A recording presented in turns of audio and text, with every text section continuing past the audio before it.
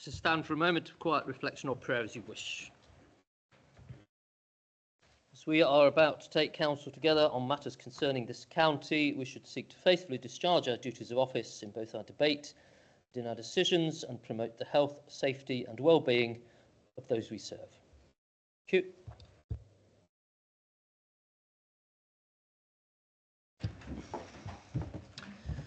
Fellow councillors, officers, members of the public at the meeting, including those listening via the webcast, welcome to our council meeting this evening. Please note that although this meeting is open to the public to observe, it is not a public meeting.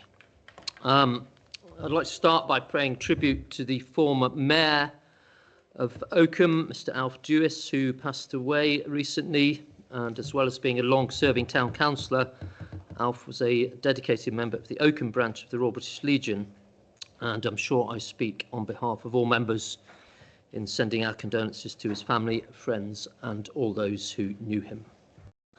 We're not expecting a fire drill this evening, therefore in the event of a fire alarm, please leave the chamber by the nearest exit and assemble at the rear of the council car park. Before we get to the agenda, I'd like to remind members to stand and ensure your microphone is switched on when speaking. Speak clearly into it and switch the microphone off when you've finished speaking, please. And when voting, please ensure your hand is fully raised. Wait until voting is confirmed before lowering it. And can I also remind members not to use their mobile phones during the meeting unless they need to step away for an urgent matter. Okay, item 1, apologies. Have we any apologies, Mr. Delaney? Chairman, we've received apologies from councillors Paul Brown, Carr, Lambert and Raymond Payne. Therefore, councillors voted 23 this evening. Okay, thank you. Chairman's announcements. I will be making my usual announcements at the next ordinary meeting of council, which is later this month. Item 3. Announcements from the leader, members of the cabinet or the head of paid service. I understand that the leader has one announcement to make. So, Councillor Waller. I do. Thank you very much, Chairman. And it follows on from an announcement I made at the last meeting. I was able to successfully raise the issue of the A1 improvements on, not safety of, that's necessary for us here in Rutland. At a meeting both of Midlands Connect and in fact also the East Midlands Transport Group. And the comments that I made went down very well and were clearly noted by the Chief Executive of National Highways. I think the likelihood is that improvements to the A1 will go into the next National Highways proposals for their 10-year plan that they have to put into government. So nothing will happen imminently, but at least we've now got it on the agenda, which it wasn't before. Thank you. Thank you, Councillor Waller. Are there any other announcements from members of cabinet? Nope. Okay, item 4, declarations of interest. Do we have any declarations of interest from members this evening? Nope. Item 5, petitions, deputations and questions from members of the public. No petitions, deputations or questions have been received from members of the public. Item 6, questions from members of the council.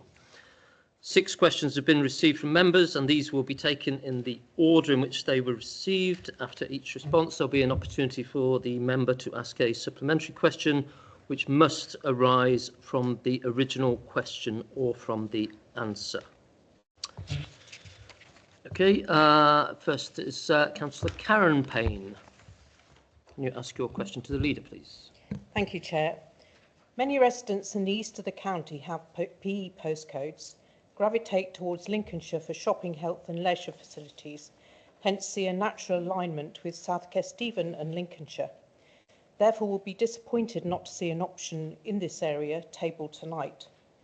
So what have the executive done to further the reorganisation in this direction, and why is it not on the agenda for discussion tonight? Thank you. Thank you, Councillor Waller.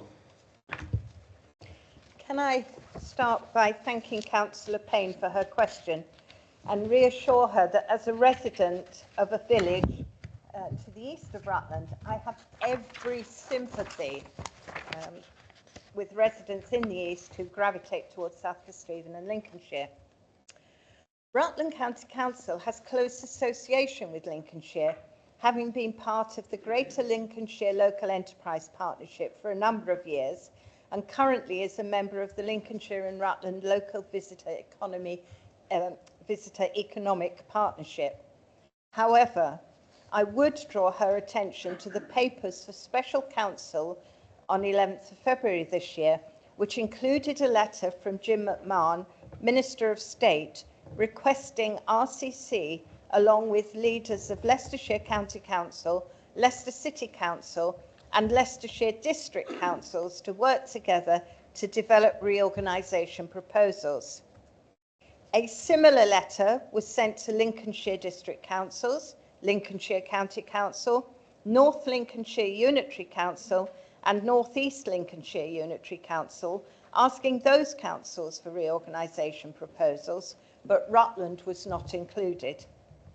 The devolution white paper was also clear that the government intends combined authorities to mirror police, health and fire and rescue areas. It's also worth noting that the government has already approved the strategic authority for Greater Lincolnshire, and Rutland was not able to be part of this. This is why the Minister included Rutland with Leicestershire, the Leicestershire districts and Leicester City. To date, the county and city councils have not fully engaged with Leicestershire district councils, and so the proposal you have before you is the result of the work undertaken by RCC and Leicestershire district councils, and is the only proposal to date supported by evidence. I am aware South Kesteven District Council are keen for Rutland to join with them, and I have had conversations with their leader and with the leaders of North Kesteven and South Holland. In their turn, South Holland is also talking with Boston and East Lindsey, as those three councils have a fairly long-standing set of shared service arrangements. Lincolnshire County Council, meanwhile, has expressed two unitary preference for Greater Lincolnshire. At least they had when I wrote this, but you may have read in the press today that they've actually put in a potential that's slightly different from that. And Lincoln City District Council is keen to see a Greater Lincoln Authority. The picture, therefore, in Lincolnshire is far from clear. And as I've said, the only evidenced proposals we have at the moment is the one before you tonight. In any event, Council will be aware that we have to operate within the legal framework summarised in the legal implications section of the report to Special Counsel on the 11th of February. This means there is currently no decision for Council to take. Even so, the special meeting on the 11th of March plays an important role by giving members a further opportunity to express their opinions in public. Thank you. Thank you, Councillor Waller. Councillor Karen Payne, do you have a supplementary? Yes, please, Chair. Leader, for residents that don't have daily involvement in this, it's all quite confusing. So my follow-on question is, when will residents and the council be able to see a set of evaluated options, an overview of each, including the discounted options and why, cost benefits, principles of engagement, implementation and planning challenges? Thank you. Councillor Waller. Thank you. As we've made it clear consistently throughout this process, the 21st of March submission is a checkpoint for the government. The real proposals aren't expected in until November. And between the 21st of March and November, the proposals will be worked up. And I'm sure at that stage we will be talking in more detail to Lincolnshire. We need to get information and data from the respective county councils anyway. And I know Lincolnshire District Council hasn't had any from Lincolnshire yet, or at least not of the sort that only Lincolnshire would have around social care and social care for adults and children. And indeed, even with Leicestershire, we've not had that data yet. So I don't anticipate any real options, ones where there are options, or even discounted ones, because the numbers don't add up, for example, that we won't have a suite of those until after the county council elections in May. Before that, we will try and get as much out to the public that we do know, which would include things like the government's criteria for their decision making, would include the sorts of data we'll be looking at, why we're looking at that, and so forth. But all we've got is what you've got before you at the moment. Once we've got more, we will share. Thank you, Councillor Wallop. Councillor Corby, if you can ask your question, please. Thank you, Chair. The remit from this council and from the cross-party working group was that we should consider all options open to us. By defining and pursuing this interim proposal at this stage, are we now saying to residents that under devolution, Rutland's future, in whatever form local government reorganisation takes place, lies within a mayoral strategic authority covering Leicestershire, Leicester City and Rutland, and that any exploration of alternatives has now been discounted? Councillor Corby. Councillor Wallop. Thank you. Thank you, Councillor Corby, for your question. Government's made it quite clear that it wants all parts of the UK to be within a mayoral combined authority area, and local government reform is a separate, though in many cases linked, issue. In the East Midlands, Derbyshire, Nottingham and Nottinghamshire form the East Midlands Combined Authority, and their mayor only recently stated she did not want to see their borders expand. Greater Lincolnshire is electing the mayor for the Greater Lincolnshire Combined Authority this May, and the two Northamptonshire unitary councils are looking south to Milton Keynes and the three Bedfordshire councils to form a Midlands South Combined Authority. This leaves only Leicestershire, Leicester City and ourselves in the East Midlands, not in any combined authority arrangements or discussions on same. And that is the basis on which the government asked us to discuss such an arrangement with Leicester City and Leicestershire. And as I said, the government's expectation is that we will form a combined authority with the two Leicestershire upper tier councils.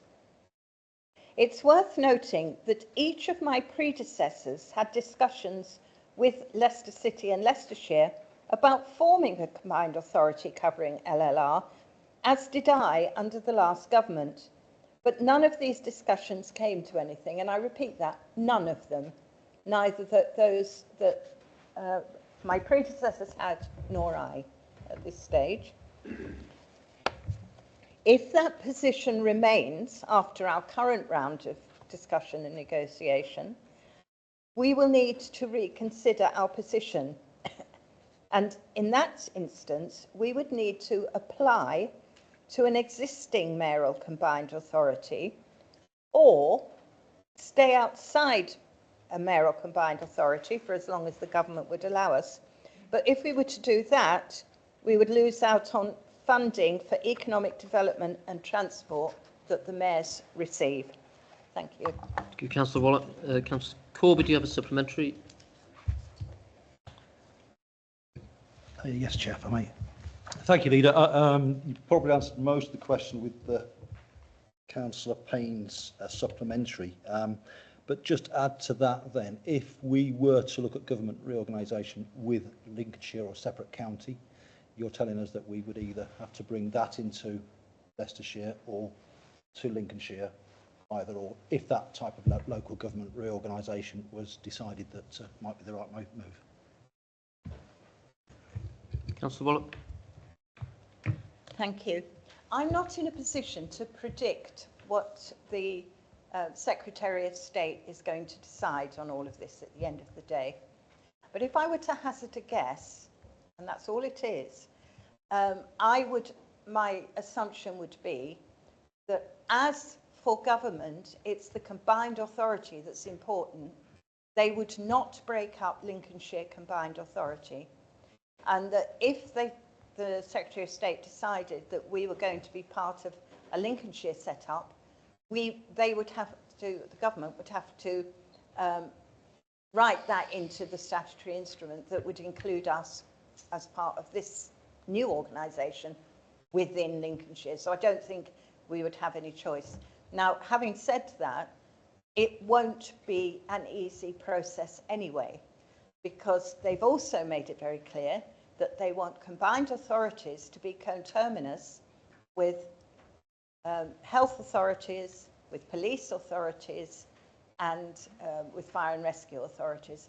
And clearly, Lincolnshire is one, and we are currently in Leicestershire with the others. I don't bet, I'm against gambling, but if I was a betting person, I would bet that a government would reject it anyway, unless we had a really, really strong case. And as we haven't shared any data, we haven't got a case to make, strong or otherwise. Thank you. Councillor Waller. Councillor Powell, can you ask your question to the leader, please? Thank you, Chair. Leader, from the details in this paper and reports in the media, it appears that there may be 3 different proposals submitted for the Leicestershire, Leicester and Rutland area, while the preference is for one proposal. How are we planning to engage and negotiate with Leicestershire and Leicester City on the plans so that we present a cohesive picture, or are we just accepting that we will leave government to have the final choice of which proposal is acceptable? Thank you. Councillor Powell. Councillor Waller. Thank you very much, Chairman, and thank you, Councillor Powell, for your question. We have been engaging with Leicestershire District Councils for some time, approximately on a weekly basis.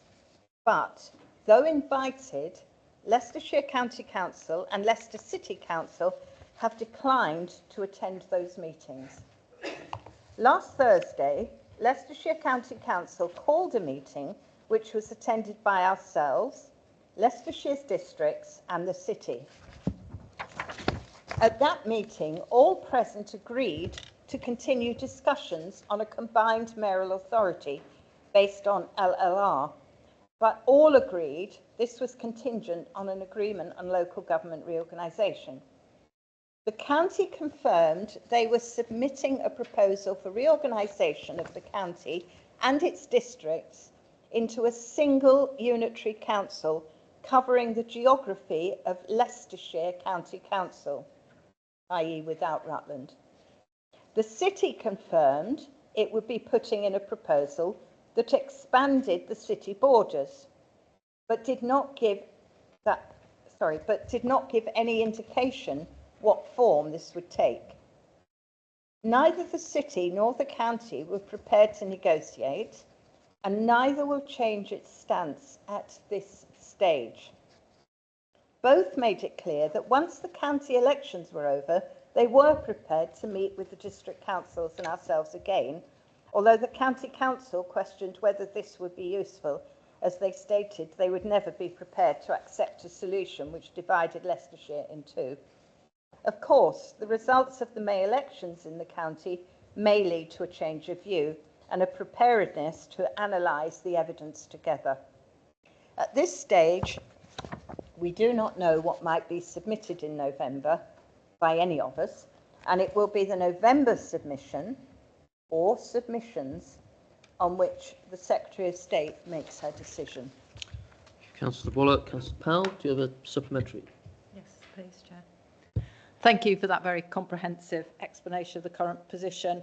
I know, Leader, you said that you're not a betting person, but I'm just wondered if you might hazard a guess of whether there will be 3 proposals on the table come November, or whether some agreement can be made as to the best evidence-driven proposal. Thank you. Councillor Waller. Thank you.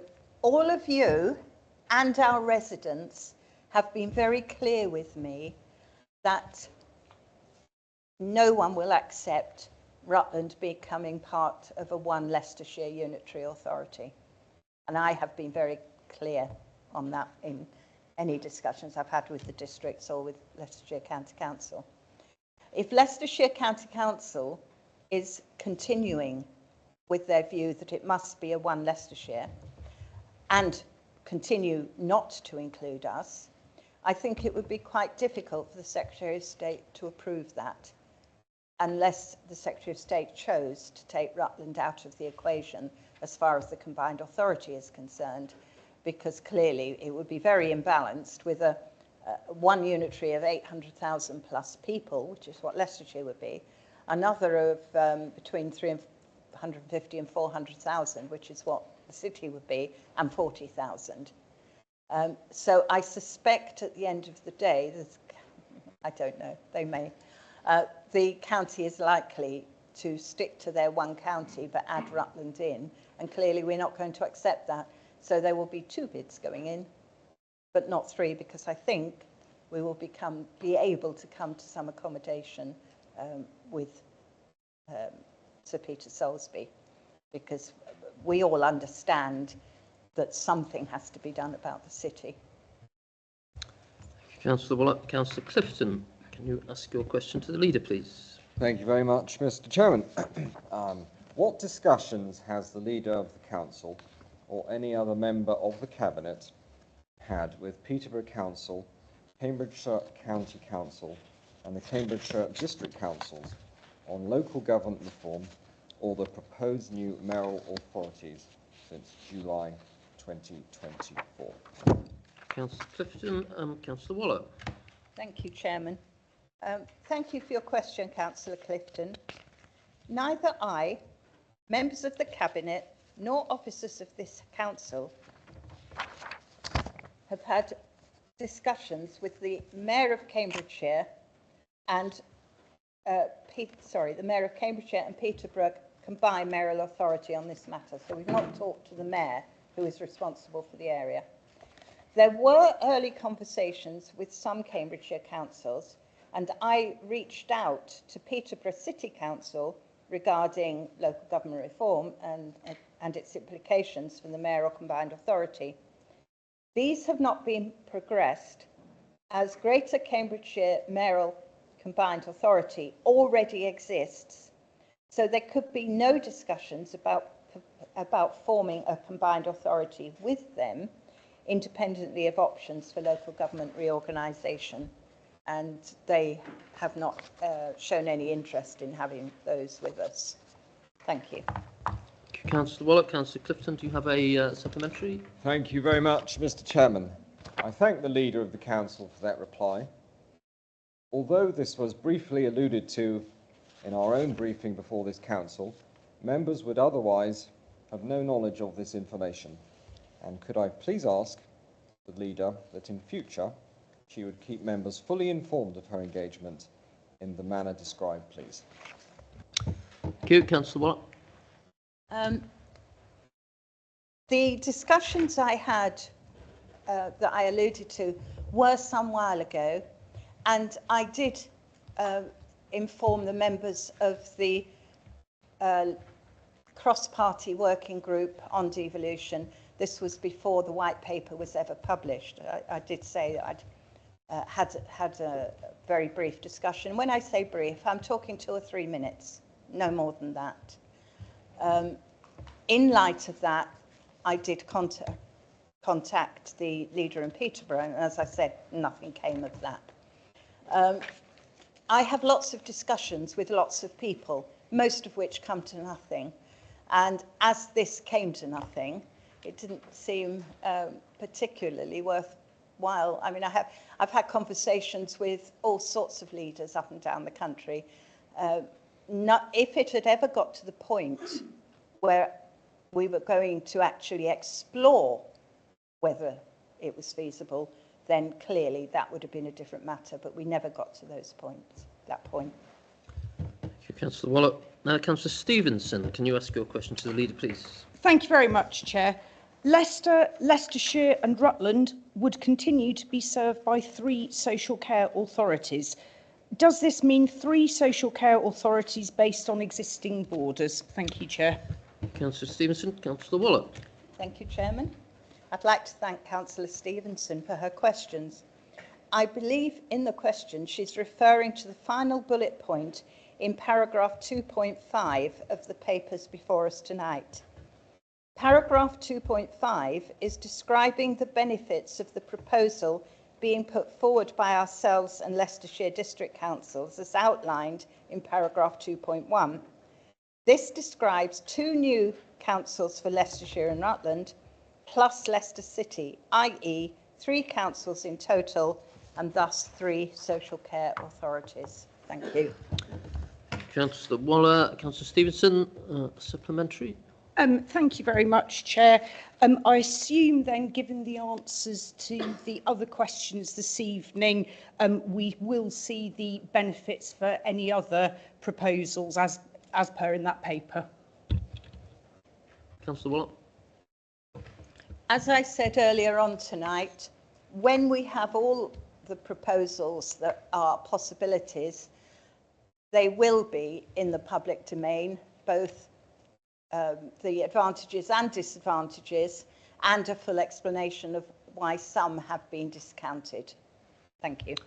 Councillor Waller. Councillor Heckles, can you ask your question to the leader, please? Thank you, Chair. At our last special council meeting in February, Council unanimously adopted the motion that any proposals to government would be debated and voted on by this council. The motion was that Council endorses the leader's position that both devolution and local government reorganisation must be delivered in a way that recognises and promotes the needs of residents, businesses and communities of Rutland, predicated on the understanding that councils perform best when their boundaries reflect the way people live their lives. That plans or proposals for or agreements to devolution and local government reorganisation made on behalf of Rutland County Council by the leader shall be subject to debate by and a vote of full council before submission to the government. Special council meetings will be scheduled at appropriate points prior to the March and November 2025 submissions in anticipation of these votes. And in order to inform these meetings, the leader must conduct a series of public engagement events to hear the views of Rutland residents. Why is Council not following its own motion by giving us all the options and holding a vote? Councillor Heckles. Councillor Waller. Thank you. Thank you very much, Chairman, and thank you, Councillor Heckles, for your question. This council is following the motion passed at the last council meeting. We have engaged with the public via our website and have communicated in writing with key stakeholders. We have also met with parish council and parish meeting representatives. At this stage, there are no options to debate. Our neighbours in Lincolnshire are still gathering their evidence on which they will submit their proposal, and the picture in Leicester, Leicestershire and Rutland is as described in my answer to Councillor Powell, i.e. that 3 options will be submitted, of which we support 1. Leicester City's position, re-expansion, does not impact on Rutland, and Leicestershire County's proposal for a 1 Leicestershire Unitary Council does not include Rutland and therefore is not an option for us. There is therefore only 1 option currently available that covers Rutland, and that is what is described in the papers before you. We are therefore giving councils all the options that are currently available. In any event, Council will be aware that we have to operate within the legal framework, summarised in the legal implications section of the report to Special Council on the 11th of February. This means that there is currently no decision for Council to take. Even so, the special meeting on the 11th of March tonight plays an important role in giving members a further opportunity to express their opinions. Thank you. Thank you, Councillor Waller. Councillor Heckles, do you have a supplementary? I do. I feel that the public engagement is fairly minimal, with only 1 parish forum meeting and only 2 questions on a survey on the RCC website. Will the leader please confirm that all options will be presented and a full council vote will be held before any final decisions are made for Rutland? And also if there will be more public engagement. Thank you, Councillor Heckles. Councillor Waller. Members have been provided with a communication strategy tonight for this, and we'll see in that engagement is being planned between now and, I must remind you, the key date is the one in November, because that is the one that the government will make a decision on.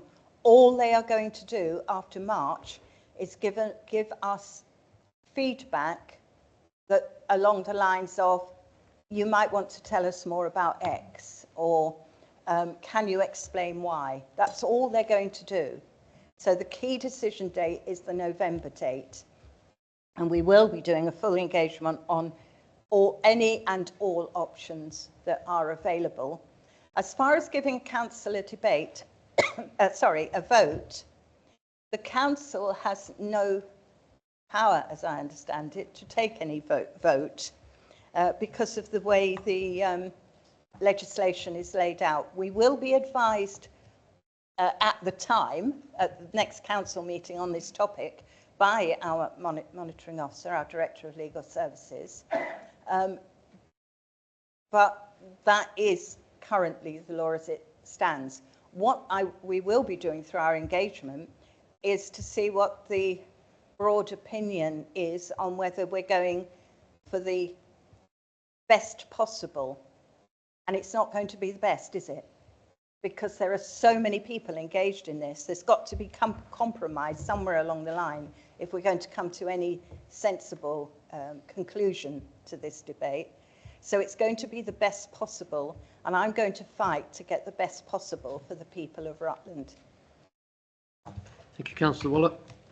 Item 7, devolution and local government reorganisation. This is report number 17/2025. Members will note an agenda supplement was published today with the updated details of responses and ongoing survey and an overview of engagement the council plans to undertake. So I will invite the leader to introduce the report. Councillor Waller. Thank you very much.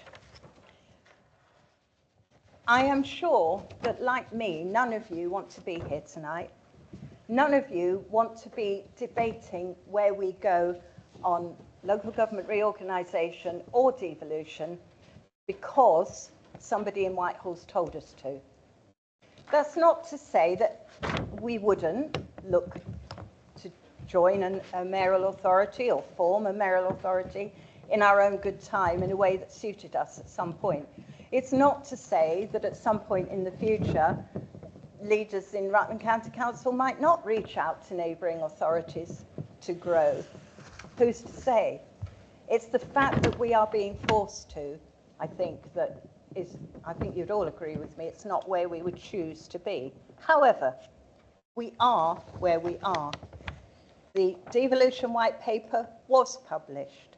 The letter directing us of the 5th of February was sent. Well, it was emailed actually, so there wasn't any doubt that we got it. And there is also no doubt that creating combined authorities with a mayor to which the government will devolve power is one of the biggest priorities of this government. And we have to do our best within that context. It's not an easy process, particularly as you've heard tonight, with some of our partners not even wanting to sit round a table with us. But nevertheless, we have come up with something that we can at least put as a marker for what we're interested in to government at the end of March. And the north-south split of Leicestershire, I know, is counterintuitive. If we are going to go into Leicestershire, surely it should be east-west. That isn't actually where the data is pushing us, though. And I've said right from the beginning of all of this that, and it seemed a long time ago now when we started it, but it was only in January, that any decisions that we collectively make, and the we collectively are the councils in Leicestershire and ourselves, has to be evidence-led. And the evidence has to push us towards what is right for all of us. And as members heard in the briefing prior to this meeting, and as you've heard in council tonight, we don't yet have all the evidence, and that's what's going to be worked up post the March submission. And the government is well aware of that, and the government's made it very clear that it understands things could well change. But nevertheless, we have something to go forward in March, and that's what's before you today, and that's what's for debate. Thank you. Thank you. Councillor Waller, do we have a seconder? Councillor Johnson. In case open to debate, over to you, members. Councillor Stevenson. Somebody has to go first, Chair. Thank you very much. Just one thing I would like to pick up in answer to Councillor Heckle's question. What we unanimously supported was public engagement events before this meeting. I appreciate that we've had a survey on the website. I appreciate that you've written to stakeholders and that there has been a parish forum. I would suggest that hasn't enabled the public to engage in person at an event, but I shall move on. We're working from a premise that we need to be reorganised.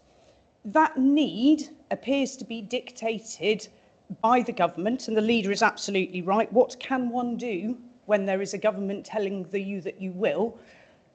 We've been here before, and actually we have resisted. It worries me that we are simply rolling over and capitulating to the diktat. That might make me foolish, but I feel duty-bound representing this county to make the following points. In 2.5 of the papers, I've picked out, and it won't surprise anybody, I've picked out three key bullet points which apparently will be delivered by local government reorganisation. Simpler local government structures, making it easier to understand who does what. Rutland has led the way. Unitary, district, county. We have been successful. We have been agile.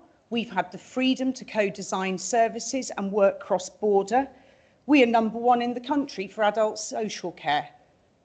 The question is, I wonder why we are so successful. Is it our diminutive size?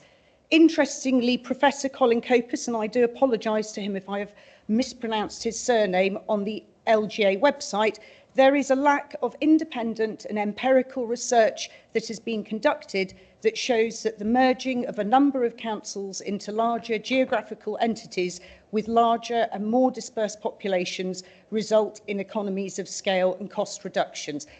I am confident, though, that we will obviously look at that modelling.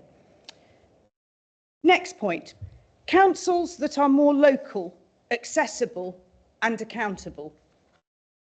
The proposed map for Rutland residents won't make things more accessible. And funnily enough, the many residents I've spoken to in the process of getting people to sign petitions, one of the comments, and there will be wry smiles, well, I know I grumble about the council, but at least I can grumble to their face. I don't think that will necessarily be happening. Other residents, and we're very used to this in Rutland, oh gosh, I'm a newcomer, I've been here 25 years. Actually, I've been speaking to residents who've only been here for a couple. The difference they have noticed between where they lived in a different council and Rutland is marked to the extent of saying you get what you pay for. I don't wish to open a can of worms there. And the third bullet point, I am mindful of my time, councils that are more representative of existing places and how people live their lives. We're rural, we're unique.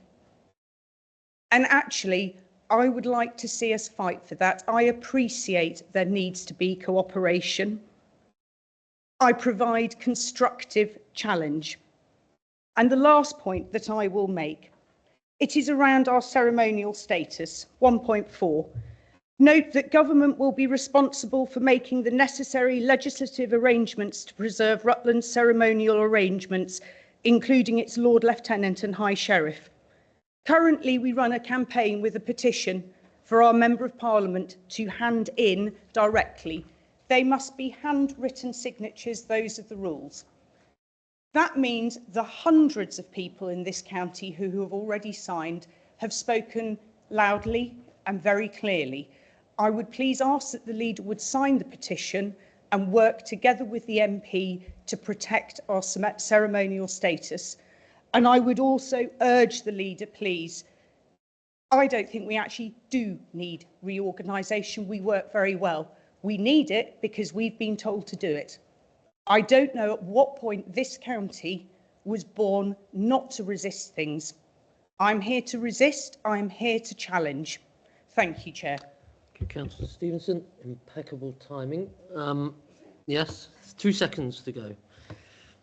Very good. Other members?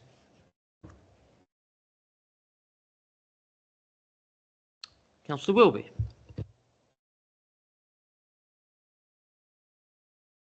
Thank you, Chair. I'm a very simple chap, and I know that November is going to come very quickly down the line to us. You talk about evidence-based.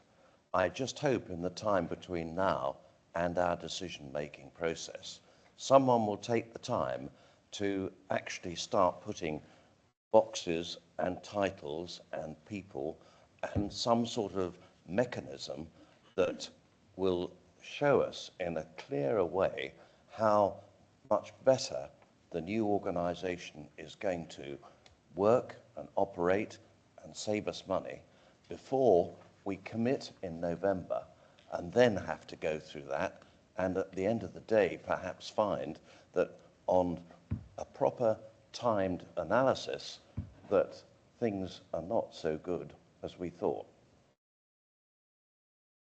Thank you, Councillor Wilby. Councillor Clifton. Thank you very much, Mr. Chairman.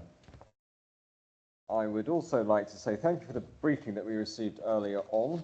It was useful, although I think it might have been better, if possible, to have held it earlier. I'd like to thank all those who have devoted time and effort trying to find the way forward on this issue. But I fear that the proposals we have now for North Leicestershire and Rutland Council are less than desirable. I don't believe this approach running from the Derbyshire border to the suburbs of Stamford makes sense. Rutland is a proud top-tier council, a ceremonial county, a historic county. We don't want a single council for the whole of Leicestershire and Rutland. This proposal is at least better than that. There is some merit in having a more divergent socio-economic base. In theory, the new council area receives a fairer allocation of central government funding. This might theoretically have some impact on the rate of council tax, but this funding would not be spent in Rutland, I suspect. At least with our present system, all monies raised in Rutland are spent in Rutland. And I'm sorry, but I believe that cuts in council tax of about 10% are highly unlikely. And we know that council tax harmonisation can legally take 7 years. Any purported savings are best guesses, and we all know how those normally work out. So on the whole, I prefer to partner Rutland with similar neighbours, and I would have liked to have seen options on this, and a vote on those options, as I believe Council voted for, what the public was told would happen. I would question the wisdom of a council area where we would be dominated by Charnwood, with 48% of the population, North West Leicestershire with nearly 28%, Melton 13%, but Rutland on only 10%. And I would ask why we can't have Harbour in the mix rather than Leicester North West. Both populations are around 100,000. Rutland is only tenuously connected to this proposed council area along about a quarter of the border, the northwest border with Melton. At least with Harbour in the mix, we would have a more concrete geographical connection. I would prefer to see an area along these lines, Rutland Harbour and Melton, and East Leicestershire and Rutland Council. If we could have this and keep our ceremonial county, I believe most people could live with it. We would have a population on these figures of 194,000. Perhaps we could have other areas added in of similar territory. Why don't we ask? It is far less than the 500,000 minimum set by the government, but so frankly is the proposed North Leicestershire and Rutland Council at 381,000. And let's be honest, 194,000 is a great deal more than the 41,000 we have at present in our thriving local democracy in Rutland. Even on the lines of Rutland Harbour and Melton, we would still only be 20% of the whole. Members, you tell me where another council or county that is going to be as severely affected as Rutland lies, where the change is as dramatic and stark. You can't and I can't, because it doesn't exist. We are unique because of our size and the peculiarities of our history, and we should not be frightened of saying so. I do not believe either that these proposals will stand the test of time. They are simply Maud Redcliffe reheated after 55 years, served up with mayors on top. An unappetizing dish. People want local government based on historic counties, districts, cities and towns. And I believe we shall be turning full circle before 25 years are out. I'm sorry, Mr. Chairman, but these proposals are an exercise in futility to satisfy the whims of a very few highly privileged men and women in Whitehall. Thank you. Thank you, Councillor Clifton. Other members? Councillor Hemsley. Yes, then Councillor West. Councillor Heckles. Thank you very much, Chair, and I appreciate the briefing you had earlier and some of the information that was shared, and I think, as some people said, it might be more useful a bit earlier. My question is really for the Executive, but before I ask the question, I'd like to clarify a statement that I made at the Budget Council, as I believe that it's relevant to tonight's meeting as well. I said, trussed up like a Christmas turkey, and I was referring to the national government's way of allowing us to make our own decisions, but the rules are so controlled that there is only one option.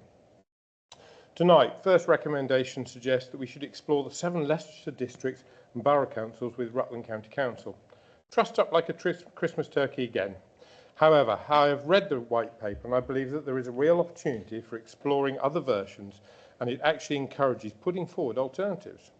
So, for the need of the meeting, 500,000 head of population, maybe we could look at talking to the lead civil servant on this, Will Garton, the Minister, Jim McMahon, and even Baroness Taylor. I understand you've already spoken with some of them, but maybe a stronger word. And then putting up an alternative of, say, South Holland, South Kesteven, East Lindsey, West Lindsey, Melton Mowbray, Market Harborough. That brings us to about 640,000. We have a rural connection, and we have already shown that we can be an effective unitary council. And even though the journey has started for them, most of them are seen as insignificant to have a say in any devolution decision. Can we at least explore a wider number of options so we can genuinely go to our electorate and say, we tried? Because all I'm hearing from them at the moment is it's a done deal. I do not think that we are doing our job properly if we do not go and ask and make it clear that we would like to have a say in our long-term future. I can hear the response well. Lincolnshire have already agreed a way forward, yes, but there is a year of shadow, and until the ink is completely dry, it is not set. We need to be brave and challenge the assumptions. If we lose, we can say at least we tried. My question is, can I have the assurance from the leadership they will look at every option and raise the relevant questions with the powers that be and instruct officers to explore other options, regardless of signposts to the easy route of going with the blue light? Long live Rutland. Thank you. Thank you, Councillor Hemsley. Councillor West, then Councillor Heckles. Thanks, Chairman. I don't really know what I want to say. First of all, I'd like to just reassure members and members of the public I did try to make an amendment with the agreement of various of the leader and cabinet and deputy leader to give council something to vote on tonight, so that we could deliver on that council motion passed last council as soon as tonight. But as Angela will agree, the legal framework doesn't exist to allow us to do that. But I just want to reassure everyone that we have tried to do that so that we could hold a vote on something. And I've tried to get as creative as possible as I could with the wording and as loose as possible as I could with the wording to give us something so that we could all stick our hands up. But I could not come up with something that the legal team would sanction. So that's point number one. Councillor Clifton, I'd just like to point out there are a couple of other, well, one other extremely awkward authority, just like Rutland in the UK, and it's the Isle of Wight, and they are being lumped in, I believe, with Hampshire. Did you say, Chief Executive? I think it was. And so we aren't quite alone. The Isle of Wight are being a little bit dictated to. Information, please, Mr. Chairman. Point of information. Yes, thank you very much. Councillor West, I have actually read myself that the Isle of Wight has been singled out and told that as a unitary, although they are far below the 500 level, they are not considered that they will have to merge with the mainland authority, and actually the Isle of Wight has been singled out for special treatment by the government. Thank you. Thank you for that point of information. Councillor Clifton, would you like to carry on, Councillor West? Thank you, if I may. Okay, well, then you probably have more up-to-date information than me in that case, Giles. I think you know, we've heard a lot of wish lists. We'd love to be with South Kesteven. We'd love to be with South Kesteven and Melton and Harborough, and maybe North Kesteven as well, and maybe Northwest Northamptonshire or North Northamptonshire, whatever it is, and Melton. But you know, that would make a lovely area. I agree. I think we'd probably all agree. But these are just wish lists. That's exactly what they are. They're wishes, and we can't always get what we wish for. That's not to say that we aren't trying. I think what we have to bear in mind is that, and I'm not involved. The leader is having discussions with as many possible authorities as she can to explore as many options as she can. But we are quite limited in natural geographies that exist. I mean, yes, you know, we might like to talk to South Kesteven, but South Kesteven also perhaps want to go in with North Kesteven or South Holland, and so you know, you could continue on with natural neighbours until we reach the M25. There is always a natural neighbour in every direction, but there has to be a boundary drawn somewhere, and so I think we have to have faith in our leadership to have as many productive discussions as possible. Thank you, Chairman. Thank you, Councillor West. As ever, your creativity is very welcome by this council. Councillor Heckles. Hello. I don't really feel that too much has changed since our meeting in February, where we unanimously agreed that any decision would be subject to debate and a full vote at full council before submission to the government. I still feel very disappointed in the limiting briefings prior to today, obviously, to council, and that the motion was passed in February and is not being followed. Although obviously I appreciate and thank Councillor West for trying. So it does seem to me that negotiations are ongoing and no decisions have been made. Lincolnshire have published their draft proposals for local government reorganisation. Neither of their two options include Rutland. However, South Kesteven District Council are presenting their local government proposal to Lincolnshire Council on 18th of March, where their point 2.10 of their papers mention the option of Rutland's inclusion with South Lincolnshire authorities as an absolute possibility. Leicestershire County Council seem to be proposing the donut, a single county unitary for Leicestershire, excluding Leicester City and Rutland. They believe that bringing together 8 councils into one single body would save them £30 million every year through fewer managers, chief executive and councils. In other words, they believe that they could make these savings if they would no longer have the cost of running district councils. However, we do not have the same structures, and there has been no costing details provided to us on what, if any, savings would be made, or any details of the costs involved in reorganisation, which I fear may be substantial. The district councils seem to have proposed a 3-council divide. North West Leicester District Council seems to want to unite with Rutland.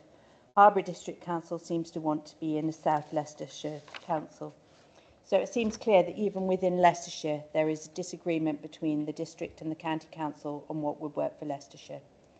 We've had a members' briefing this evening immediately before, where we were given an excellent overview of our current position, where it seems clear no final decision or options have been established. I'm still struggling to find any tangible benefit of any reorganisation that would bring to Rutland, nor do I feel that all our options have been fully established. I don't feel that our position has really changed. We're still the smallest historic county in England. We didn't like being run by Leicestershire as our needs were not met, hence we gained our independence in 1997 when we were reinstated as a county. The White Paper makes it clear devolution is for unitary authorities where there is evidence of failure or their size or boundaries may be hindering their ability to deliver sustainable and high quality public services. Rutland does not fit into this. We are well run. My biggest worry is that above our new councils there will be a mayor who is responsible for planning.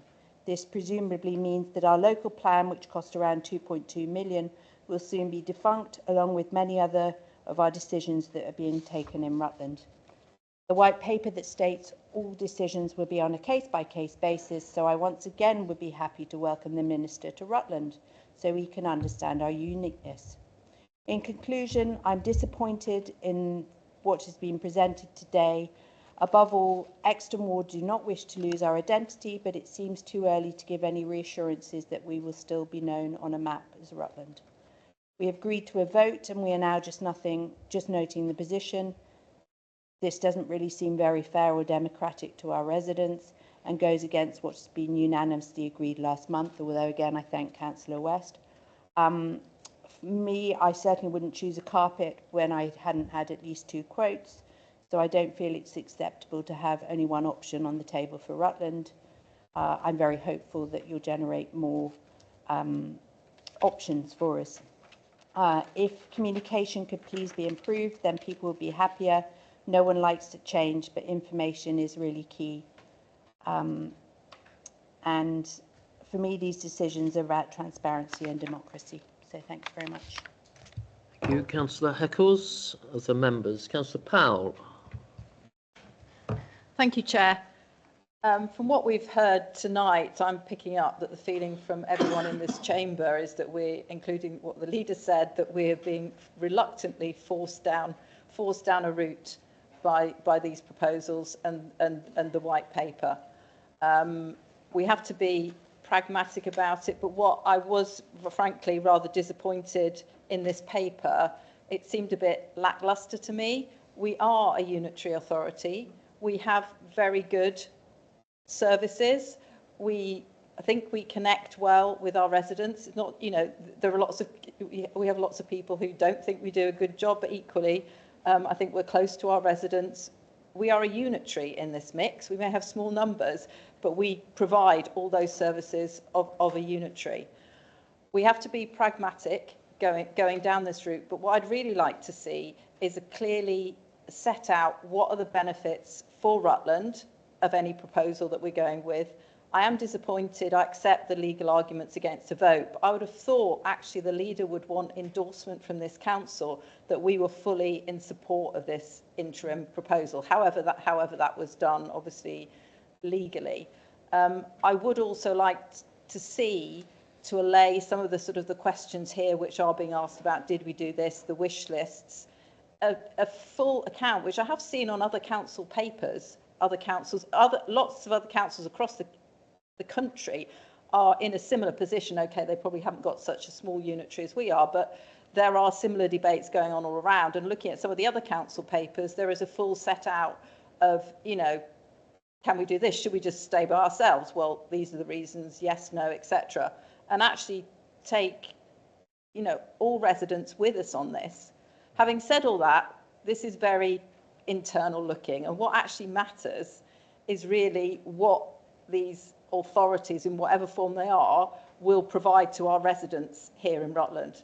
It's all about how you slice the pie and how you deliver local services. So that's what we must keep focusing on our residents to see what. A lot of it's unknown. We don't know how the funding will work out. We don't know how the priorities of the new mayoral combined authorities will be. So we're looking in the dark to a certain extent. But that must be the focus on actually how these services will look in the future to our residents. So I would like that a bit more step by step really we've explored all these options. We reluctantly, and maybe there's some messages that need to go forward, Arthur, that actually this is a reluctant step for us. We accept that, government makes the rules and we have to abide by them, but actually, and we're willing to put forward some proposals, but actually, is this really the best way for Rutland and its residents? Thank you. Thank you, Councillor Powell. Any other members? Yes, Councillor Beggy. Thank you. I haven't written a speech, so apologies, a little bit disjointed. I can't disagree with a lot of what's been said. I think there's lots of fantastic options around South Kesteven and with Leicestershire. But I think what's really important is that we have to put Rutland first. And at some point, we have to make a decision. So I would urge the leader that as soon as possible, we come to a conclusion where we know what the path forward is. So we can actually spend the time making sure we get the best deal for Rutland and not distracted by other negotiations which will come to nothing. I think we need to make sure that whatever happens, we get what's best for our residents, and we'll do that by coming to a conclusion as quickly as possible, and then looking how we manage to support our residents, use the best of the reserves that we have, which other councils will not have, and make sure actually we come out here as a better community than we entered into it. Thank you. Thank you, Councillor Beggy. Councillor Solingen-Ball. Thank you, Chairman. I agree with Councillor Beggy that rather than trying to find, like I personally feel more closely to Stamford as well than to Melton, but I think it is important, if that's the really only option that is presented at the moment, to get the best deal for Rutland, rather than trying to find many other options that will lead to nothing, and then ending up towards the end of the year without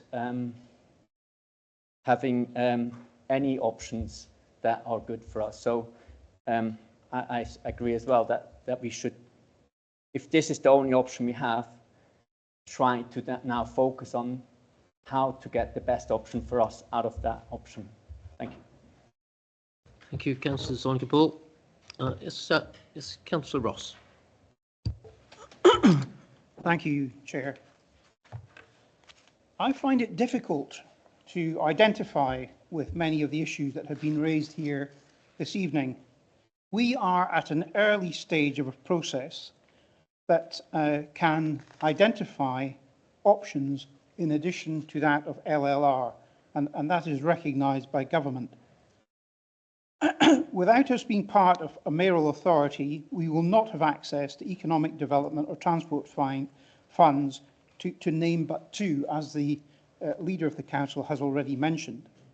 We need to recognise that our council tax cannot continue to increase to infinity. We also need to recognise that our economic performance and demographic are against us. We believe that Councillor Waller is and will work in the best interest of our residents. Thank you. Thank you, Councillor Ross. Other members? It's Councillor McRobb. Thank you, Chair. I also wasn't going to speak tonight. I was going to stay quiet and allow the debate to wash around me. But those who know me know that I'm very easily provoked, and I mean that in the kindest way. We've heard much tonight about the rural character of Rutland and how we must preserve that. And I wholeheartedly agree. I think it's special and it must be preserved. I've enjoyed the rurality of Rutland in many ways since I moved here about 10 or 15 years ago. This afternoon I was walking on the Hambleton Peninsula in beautiful, freezing winter sunshine, and it's a very special place. I've heard a number of members call for us to merge with other districts that have a similar rural character. And I believe that I understand the sentiment that lies behind that. But I also believe that our residents here in the county need more than a beautiful countryside to live in. They also need a functioning economy. They need jobs. They need to be able to travel to places where they can find the things they need. They need opportunities. And they also need not to be punished by an economic situation which frankly is against us. Low wages in employment within the county, many people working as commuters because they drive or take the train out of Rutland in order to get a better paid job. An ageing population with a demographic that's against us. I've read that by 2040, over 1/3 of our population will be over 65.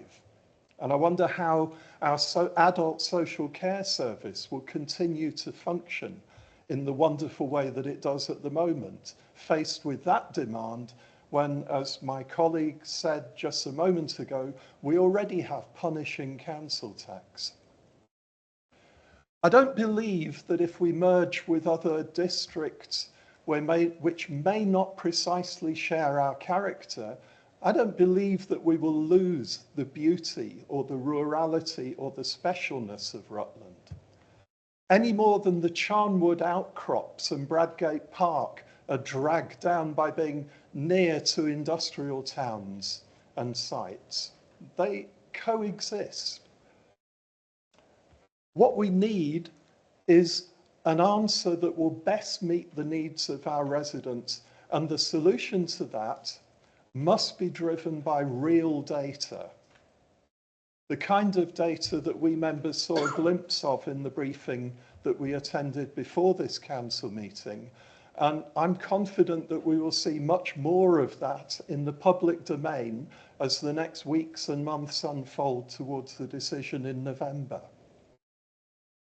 Since we're obliged to merge, we must make that decision based on real data about the implications for Rutland, for the economics, for the social effects, for all of the different things that will follow from our decision.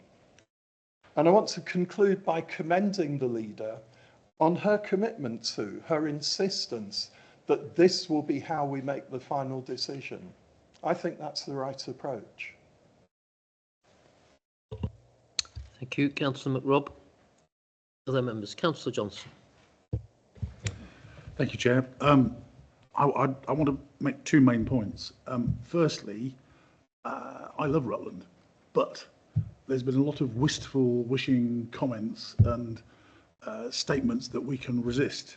And it's really important that we got feet on the ground as councillors. We really shouldn't be misleading our residents, I think, in the way that we potentially are. Rutland has been progressively starved of funds. We have been forced to shed a lot of the voluntary services we would still like to provide.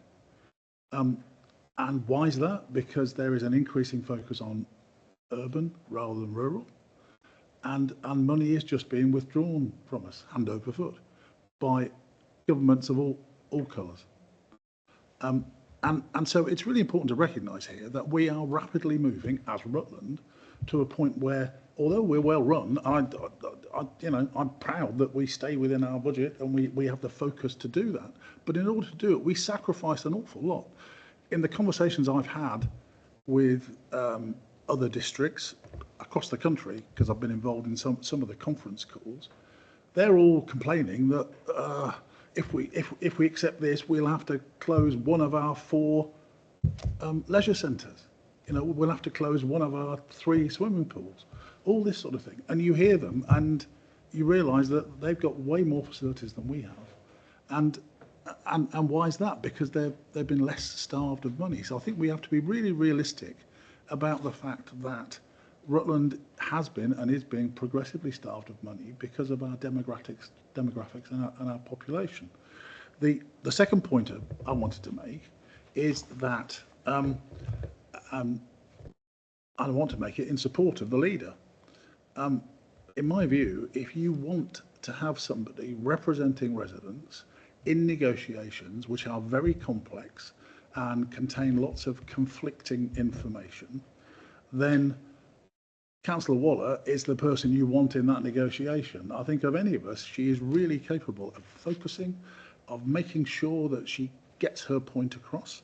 She's pugnacious sometimes to the point of being awkward, which is really important in these negotiations. And I think she can cope with the level of information that's being thrown at her by the demonstration that she is. And although there's been lots of remarks today about not following up all the potential options, I know that she has. And I know that what she's telling the council is the truth. And it is really important that we don't start following up things that are really not going to lead anywhere, because we can waste an awful lot of time on some of these things, even though we might wish that they exist. So I think that there are fundamental faults with saying we're going to resist. I think we're closing our eyes to the consequences. And also, some of the wishes about the way we want to do things that aren't practical, we need to recognise that we do need to focus in on solutions that will work. And the last thing we want Rutland to be is left on the table so that Jim McMahon makes all the decisions for us. Thank you. Councillor Johnson. Councillor Karen Payne. Thank you, Chair. Short and sweet. Just listening to the debate, going back to my question earlier in the meeting, the sooner we can have the various options defined and evaluated with hard evidence, the better, and more meaningful the debate will be for all of us, council and residents alike. Thank you. Thank you, Councillor Payne. Yes, Councillor Farina. Thank you, Chair. I just want to first turn to the local government reorganisation report. 1.4, note that the government will be responsible for making necessary legislative arrangements to preserve Rutland's ceremonial arrangements, including its Lord Lieutenant and High Sheriff. As Rutland County Councillors, we're all passionate about Rutland. And as Rutland County Councillors and the Council, we have a duty to honour, defend and protect the history and tradition of the county we represent and work for the best of the residents. So I encourage the protection of our ceremonial status. And I feel going forward, whatever happens in November, Rutland must continue as a ceremonial county. And I feel that we have to have a united voice as a council on this. With government reorganisation in mind, I have previously expressed my support for smaller wards, giving councillors more efficient coverage when working for their residents. And obviously there's coverage with monthly surgeries and whatnot, which can be proved very popular. As you know, a councillor's work is not just undertaken in the council chamber, but on the ground of our wards. I also expressed concerns that when this reorganisation jigsaw puzzle is completed, if Rutland was to be represented by 3 to 6 lone councillors for a single county area, our voices would be reduced in the chamber compared to bigger authorities that we may end up eventually being aligned with. Whatever decision is made, Rutland needs to be treated as an equal partner regardless of our small population and size. And I would also like to see possibility of pursuing an equalisation in council tax. As elected representatives of our wards, our individual voice matters and we represent the voice of our residents. I'll just finish off by saying that it is disappointing at this moment in time that we haven't seen any further consultation or public meetings taken place. And as I previously said, this was left to the elected Member of Parliament for Rutland and Stamford and the Harbour Villages to organise herself. And apart from a survey on the website, which I'm sure some information was received and some feedback was received, I don't think that it wouldn't have more decent. It wouldn't have the same coverage as what a public meeting would. So we are running out of time, and we have until November to quash rumours, ease concerns and worries of residents, and to move forward working together, officers, cross-party and independent. Thank you, Councillor Farina. The other members? In that case, Councillor Waller, I'll invite you to close the debate by summing up. Thank you. I would ask members to reflect on why they think Rutland is so special. Is it because our borders are where they are? Is it because we have market towns? We have attractive environment? Is it because of Rutland Water? And when Rutland Water was, I was going to say built, that probably is the correct word, there was an awful lot of people saying we shouldn't do it. And yet it's valued by many residents nowadays. Or is it the people? And my view is that Rutland is special because Rutland people are special, and people like me who move to the county choose to move here because of the environment we are moving into. And for me, that is the people, the welcome you get when you're the newbie in the village, or how you get welcomed into the groups you join if you're in the towns. It isn't about what happens in this council chamber. Most of our residents grumble most of the time about what we do. Council tax is too high and we don't get good enough services. And you can't, none of you can deny that. We've all had that at some point or another. Of course we contribute to what makes Rutland great. And yes, we do run exceptionally good services, and we do control our budgets. And only today, Baroness Taylor acknowledged that to me in a meeting. That when she was talking about small authorities, and she turned to me and she said, and I'm not including Rutland in this because you are very well run. So that is recognised.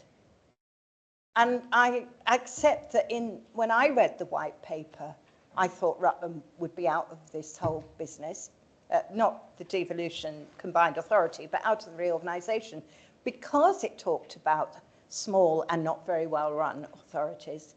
But we still got the letter telling us to reorganise. Ministers sometimes change their minds, sometimes are influenced by civil servants.